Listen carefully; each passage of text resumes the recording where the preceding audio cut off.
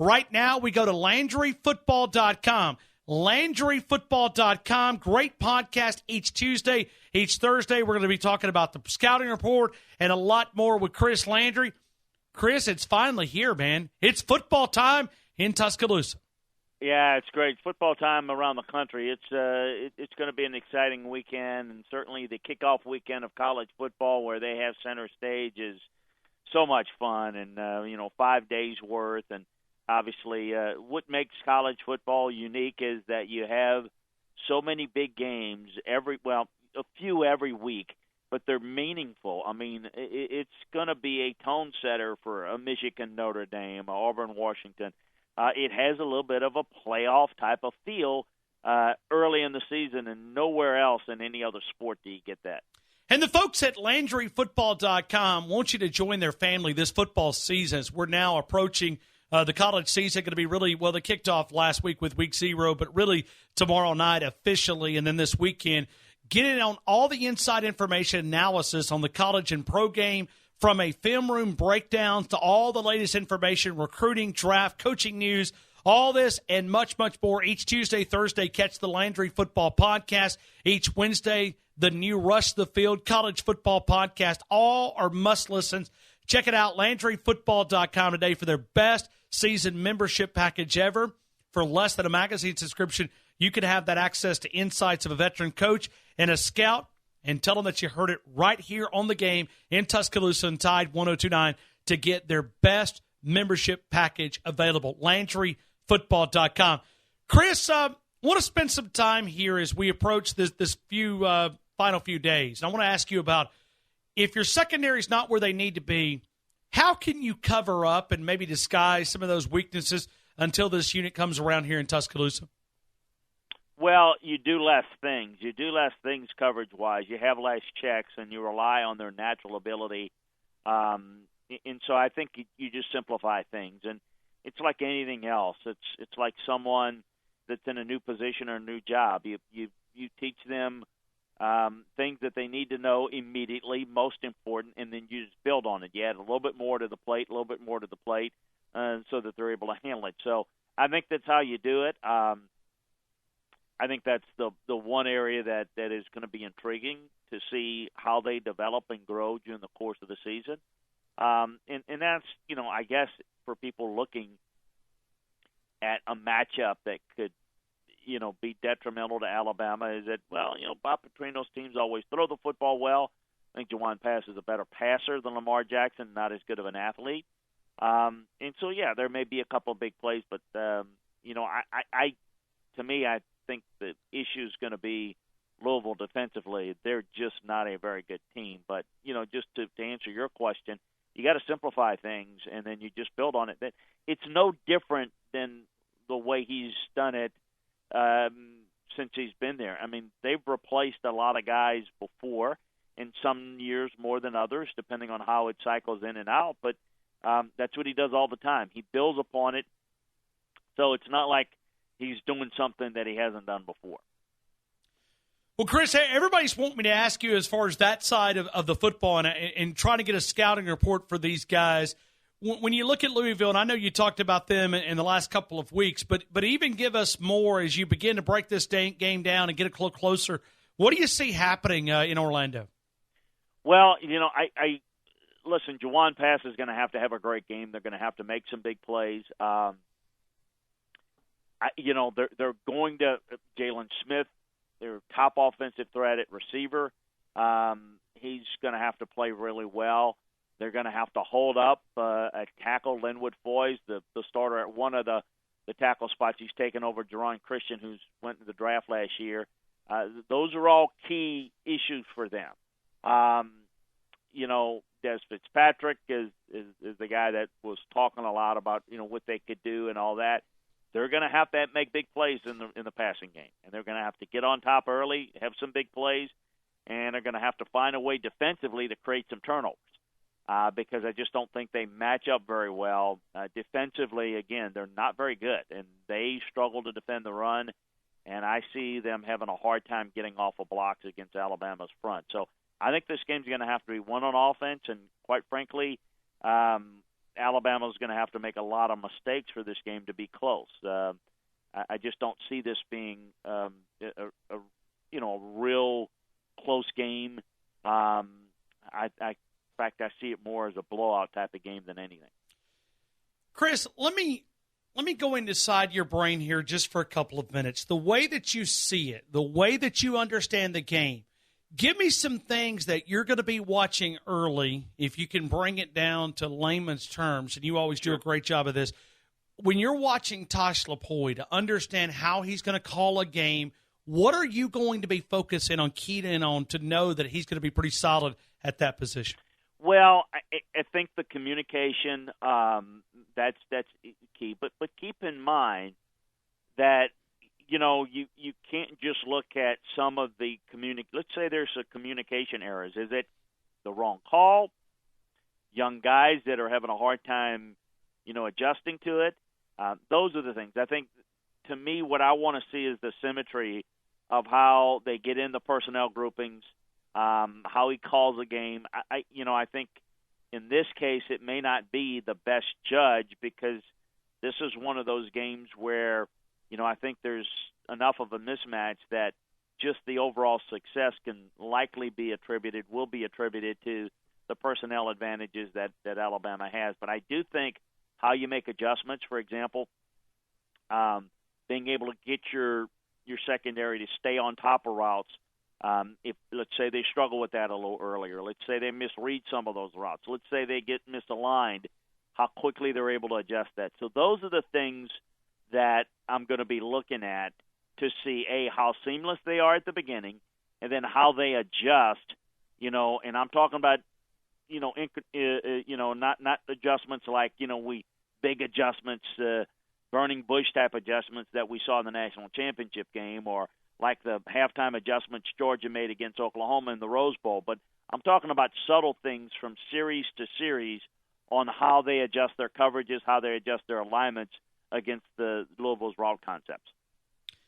But you look at Nick Saban as going back to the complexity of his system.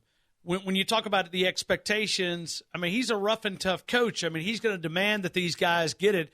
Do you think he's willing to go elementary a little bit, or is he just going to put these guys in the fire and say, listen, we're going to learn on the fly here. We're going to correct these things as we make mistakes throughout the game flow? Oh, no. Ryan, he has gone elementary in the past. That's what happened last year with all those injuries. That's why they weren't as effective. They lost key people, but they had to be more elementary. They couldn't do all that. They could not have their entire defense in the latter part of the regular season last year, because they had people that couldn't run everything. That's just so that is you call it the danger, or the issues that you have when you have injuries, is that you have guys that can't run everything that they want to run. What Alabama wants to run, what Nick wants to run, he wants to have some complexities to it. It's very difficult to disguise and to distinguish. But if your guys can't do it, Ryan, if you challenge your guys to learn more and more and more, but if you can't do 5 things well, you better figure out the 2 things you can do well. Because if you don't, and you're running around crazy, that's when you have all sorts of missteps. So they have gone very simplistic, and we've seen it before when they've had key, injuries on the defense, or and look, we've seen some of that with quarterback play and issues. They can be simplistic. It's just that when you do it, it makes you a little bit more vulnerable. That's the reality. The people say, well, what makes Alabama great? And they say, well, he's got better players than everybody. And no, it's not just that. That is the biggest part, the most important part. But they're also impeccably coached, and they're really talented. That combination makes it difficult. And when you have to, I'm going to use a phrase that's probably not the right phrase, but dumb it down, it's not a nice when you want to make it simplistic, that's a better way to say it. Then you're going to become a little bit more predictable for certain teams to attack you. That's just the reality. But I think he's going to challenge him, Ryan. That's always going to be there. But if you can't do it, see, that's what a game plan is. When you go in, people always ask me, what do you do in a game plan week? When you go into practice, what you go in with an idea of what you want to do in this game, what part of your playbook do you want to employ against this opponent? And you go in during the week and you practice it. And you take things as you practice and study your practice tape, you take things out of your game plan if your guys can't execute it. If they're not executing this coverage, if they're not executing this stunt or twist, well, you don't run that because you're just asking for trouble. You're just doing something that, for whatever reason, you're not good at right now. And you got to continue to work on it, but you take that part out and you focus on the things that will work well. So that's what the game planning is. You put in a lot and then siphon it in. By Thursday, if you don't have a crisp practice and you're not doing things well, you got a problem. If you do a good job during the week, by Thursday, you're going to do something really well. And quite frankly, if you're Alabama, the big advantage that they have is, let's say, opposed to the NFL, where the talent level is more evenly dispersed. At Alabama, they don't always have to be overly complex or have to be exact to win because they are more talented, and they usually impose their will on people.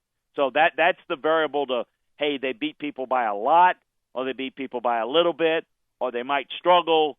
That's the variables that usually indicate the outcome.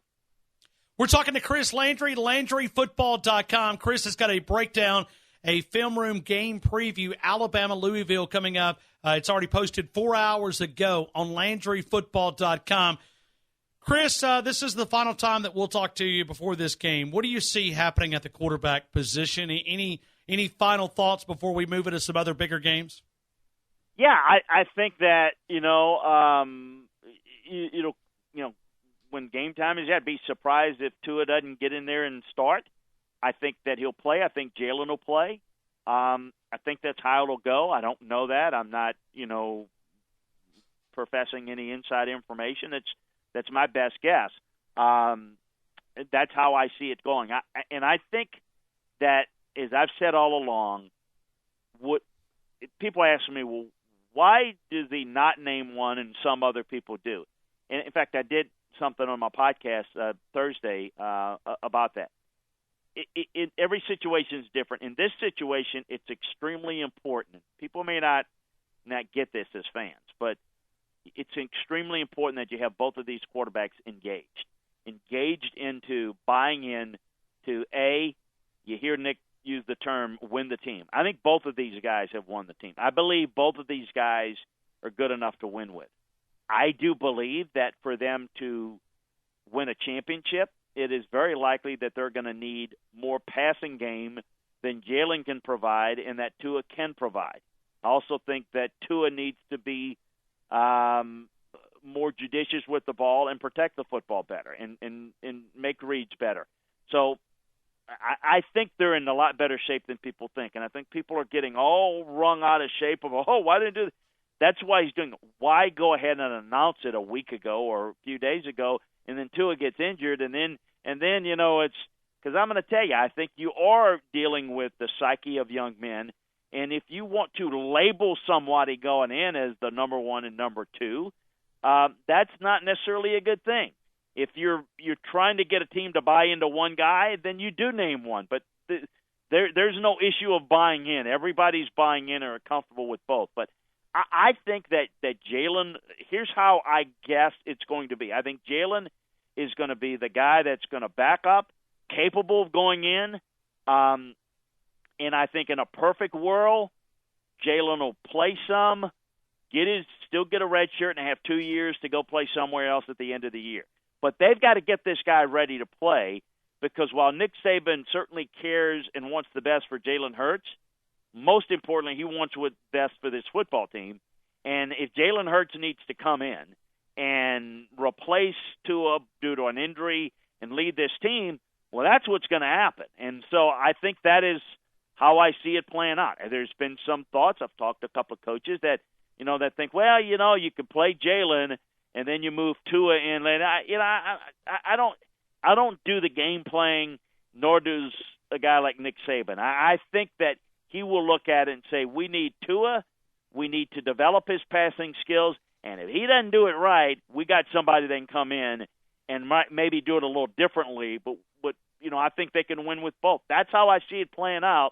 But we just so much, Ryan, that we don't know in terms of the productivity and health that's going to determine the shape of this season. It's a long season, and we're just getting ready to kick it off. We're talking to Chris Landry, LandryFootball.com, football views from a coach, a scout, and administrator. And I want people to go to the website and take a look at these film room game previews. But let's spend a little time here, just a little bit of a tease for Auburn and Washington. As you see this game going down in Atlanta, 2:30 here Central Time Zone, over in Atlanta, 3:30 over their local time. What do you see? I see two really talented teams, with two good quarterbacks. Jake Browning had a down year, took a step back last year. I see a very well-coached team in Washington. Physical, love the running back, Myles Gaskin. They're replacing some guys on defense, but this Washington defense is good. Their secondary is better than Auburn's. Auburn's front is better than Washington's. I think the question marks for Auburn would be offensive line, running game. How effective can they be there? And not just this week, but going forward. But this game is going to be a true test. I think that if both teams play their best game, that Auburn's the more talented team, and Auburn wins, probably 10, 13 points. I see that. The problem is, in forecasting that, is I never know what I'm going to get out of Auburn watching them in Gus's teams. There are times where Gus – and here's the reason. He's very inconsistent. Why is he inconsistent? Because his philosophy – he does a great job with game plans. Great job. But when they don't work, he is not very good at adjusting, in-game adjustments. So that's why it usually hits big or it flops big. And it's kind of like I used the LSU game last year as an example. You don't need to go from game to game. You can go one half to the next. They're blowing out LSU 24-0 or whatever it was, and they're dominating the game. LSU makes some good adjustments defensively, and Auburn doesn't adjust. And LSU comes back in and gets momentum. And that's a game that probably costs Auburn's chances to really be in play in the last weekend for getting into the playoffs. That's what you get. So you never know what you're going to get with Gus's team. It wouldn't surprise me if they come out flat, and if they do, or they don't make good adjustments, Washington will beat them. They're good enough to beat them. But if Auburn plays the best game, I think they're a little bit more talented. So I'm excited because I think it's a along with Michigan, Notre Dame, the most intriguing games of the weekend. How big of a mismatch is it between Gus and Chris Peterson in coaching? I think Chris Peterson's one of the best coaches in the country. I think he's one of the top five. I think it is, again, I think Gus, it's not as simple as, well, he's not a good. I think he's very good at certain things. And I think he's really good when he has guys to run what he wants to run offensively. Man, Gus is good, and he can put together a game plan that can carve up people. But, boy, he just doesn't adjust very well when you take that away. And that to me, on a consistency basis, there's no doubt that Chris Peterson's one of the best coaches in the country. Now, I just don't think that the team is as talented as Auburn, and so that's what makes it intriguing. I mean, I should be talking – this is the answer – we should be talking about how much Auburn is going to win this game by. They're that much better. The fact that the game is in question, I think, is the tip of the cap to Chris Peterson, and we'll see what wins out. Let me ask you about LSU Miami. Can you give us any leans here? Yeah, no, I think this game, watch, it's going to be a high-scoring game because I'm going to say this, but this game has the makings of a 16-13 game, 17-14. I don't give much chance, much excitement for Malik Rozier in this Miami offense. This LSU offense, Joe Burrow's, going to jump in. Offensive line should be better, but not great. There's no bell cow running back like they've had in the past. But both of these teams have really good defenses. Give LSU edge on the defensive line. Miami the edge at linebacker, although Devon White is outstanding. And then the secondaries are almost a push, but these are really good defenses, but are very challenged offenses. I think Miami's overrated. I don't think they're a top 10 team. I think LSU's probably properly rated, mean, I think they're probably like 25-ish in terms of – but I need to see what offense is going to step up. I think it's a close game, and I think the people that think that, well, Miami's a lot better, I'm not buying that. They might win, but I think this is a close game, and I'd be surprised if the winner has more than 20 points. Chris, I cannot wait for college football to get started, and there's really no time to get into everything that's on your website. That's why I want people to go to LandryFootball.com. Check it out. A guy that gives you a unique perspective, a scouting report on a lot of different teams, a lot of different breakdowns. If you're looking to go a little deeper than the average college football fan, you're going to love the website. You're going to love the podcast every Tuesday, every Thursday, and the Wednesday, Rush to the Field. A look at week 1 of the college football season that was just posted 7 hours ago. LandryFootball.com for less than a magazine subscription. Chris, as always, I appreciate the time here in Tuscaloosa. We always enjoy the conversation. It, man. We got 30 college game breakdowns, and they're average from 4,000 to 8,000 words. So we really get down into it. So everything you wanted to know about Louisville, a little brush up on Alabama, how we think these games are going to go. We think you'll love it this time of year, no doubt. And there is a ton of college football. If you're trying to get the inside track, LandryFootball.com. Chris, as always, thank you for your time. Enjoy the game. Take care. Talk to you next week.